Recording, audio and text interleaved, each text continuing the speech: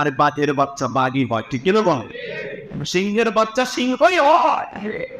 3টা বছর জেল হয়েছে, বাসায় যাওয়ার আগেই বউকা কন্যা আলহামদুলিল্লাহ সুখ জামানা পাল্টে দিতে চাই না অনেক জন। এক মানুষই আনতে পারে জাতির জাগরণ, ঠিক কিনা বলেন? আমরা হাজার নেতা চাই না, একজন নমরুল হক যদি আমাদেরকে ডাক দেয়, তার জন্য প্রয়োজনে মামলা খাবো, হামলা হবে, জেলে যাবো, জীবন দেবো, তারপরে আমরা তার সাথে থাকবো ইনশাআল্লাহ।